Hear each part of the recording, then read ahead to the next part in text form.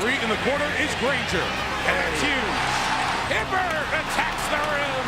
A little back and forth between Eric Spoelstra and Dwayne Wade. Dwayne was pretty hot. George Hill again on this stage. A young team stepping up. Hello and welcome to Game Time on a Thursday when it wasn't just heat, but rather heated at Indiana. Alongside Dennis Scott and Greg Anthony, I'm Vince Cellini. We're talking nose-to-nose action, and that was just on the Miami bench. Let's take a look at Game 3, Bankers Life Fieldhouse between the Heat and Indiana Pacers. Larry Bird of Indiana getting his Executive of the Year award. LeBron and Wade, they couldn't have known what was going to happen next. Roy Hibbert came out strong for Indiana, 8 first-quarter points. Set the tone. I mean, Indiana looked like they were going to run away with this thing early on. Speaking of running away, LeBron James rips down that rebound and right to the basket. Did you say right to the basket, freight train? He was. 11 points in the first quarter for LBJ. The Heat role players stepping up. Mario Chalmers, the floater. Really? And Mike Miller woke up. Mike Miller came in, hit a couple threes in that first half. Mario Chalmers at times was the best player on the floor for the Heat. And Joel Anthony on the roll, finishing with a dunk from LeBron. 26-17, Miami in front. Second quarter now, Dante Jones, Tyler Hansbrough. Psycho T attacks the rim. 28-24, and now Indiana turning things around in this second quarter. Hansbrough to David West. Nice interior passing by the big fellas. Just a 2-point lead for Miami. LeBron James now with the basketball off the rebound. Speed, his ability to attack in the open floor. That's a play, if you're Miami, you need to see a little bit more of. Turiev got the dunk, then George Hill the three. George Hill fake and floater. Tough shot. Those shot blockers get into the paint, let it float. Indiana is out in front by a point. Mario Chalmers, he had 25 points in this game to lead Miami, that runner and one. And LeBron, lefty slam. My goodness. Well, big guys have to step up. David West tried. He did, almost got stepped on.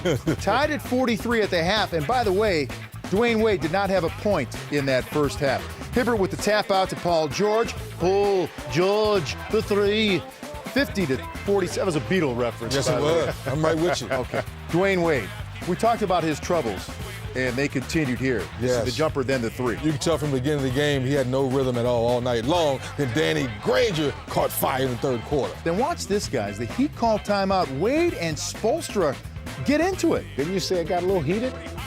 You said nose to nose, didn't you? Well, what's that all about? That is, well, you know what? We'll get to that in just a moment as they had to pull Dwayne Wade away. George Hill, Danny Granger, he's feeling it now, all confident and everything. And then LeBron James a steal and dragged down from behind nearly by Granger, and then they have words. Yeah, Danny Granger, understand you fouled him, yes.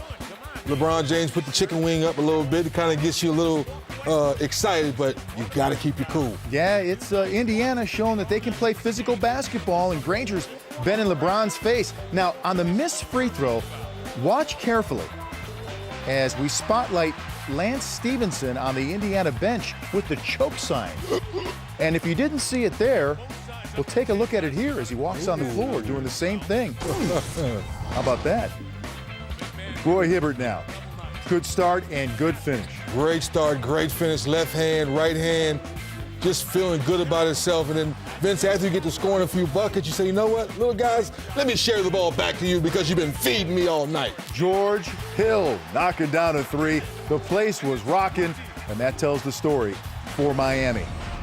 94-75, the Pacers embarrassing the Heat, handing them their first back-to-back playoff losses since last year's finals. Outscored the Heat 52-29 in the second and third, and holding them to 75 for a second straight game. This was not D. Wade's finest moment. Not only was he held scoreless in a half for the first time in 95 playoff games, but he finished with 5 points, second worst offensive performance in his playoff career. Hibbert, though, outstanding. 19 points, 18 rebounds, 5 blocks. Hill had 20, and Indiana serving notice to Miami and all others. It was a team concerted effort. We just wanted to play together. Defensively, we knew if we got stops and get out in transition and executed on the offensive end, we could win this game. And I think that from start to finish, everybody from the bench to the starters, played for each other and picked each other up, and it was a team effort. Well, I mean, it's a must-win, honestly, for us. You know, we come here and split, you know, go back home.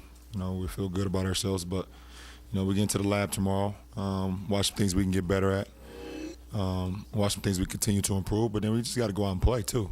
You know, you can watch all the film in the world, but you got to get on the court and you got to make plays and make things happen from the top to the bottom. So, you know, got a couple of days off from game, and we get back on Sunday. Eric, you mentioned the emotions. What happened with Dwayne there in that, I guess, whatever you want to call it, confrontation, or when he kind of went up to you there? That happens. You know, anybody that's been part of a team or has been a coach, been a player, you have no idea how often things like that happen. That was during a very emotional part of the game. We were getting our butt kicked. Those exchanges, you know, happen all the time during the course of an NBA season. Dwayne and I have been together for a long time. We've been through basically everything, you know, in a lot of different roles and a lot of different teams. That really is nothing. That's the least of our concern. You know, that type of fire, that's good. That's the least of our concerns. Our concerns are getting ready for Sunday. Well, Spoelstra putting on a happy face, but that was disturbing, I think, if you're a Heat fan. So what do you think the fallout is going to be, 3D, not only from that incident, but from Dwayne Wade, a 5-point performance in this one? Well, I'd be very shocked if D-Wade goes 2 for 13 again the next ball game. He's just that good of a player. Look for him to be focused. If something's wrong, we know he's not going to come out and say he's sore, because everyone's sore at this point. But if he can play better, Shane Battier doesn't go 0 for 6 from 3, 0 for 7 from the field, and Chalmers can have another game, which I don't think none of us thought he'd have 25. We thought he played better. So with all that being said, if D-Wade comes out and has a D-Wade type game, we'll forget what happened in Game 3. Well, we may not ever forget what happened in Game 3 in terms of that altercation, because we ultimately don't know how this series is going to play out, and we don't know how that relationship is going to play out. Now Eric Spoelstra, I understand, yeah, you do have confrontations at times over the course of a career, but you don't necessarily have them on the bench in the postseason with your head coach. That's never a positive. But bottom line is this: those things that DZ's talking about, they could all materialize, but they got to have a way to impact the paint.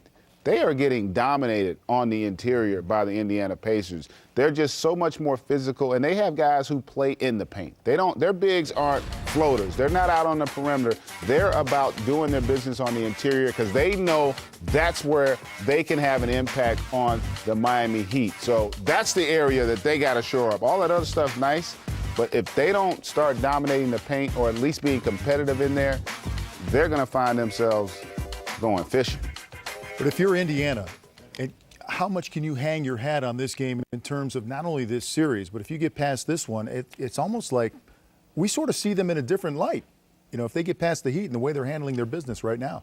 Well, if you're a Pacer fan, it starts with Vogel and how your approach to the game.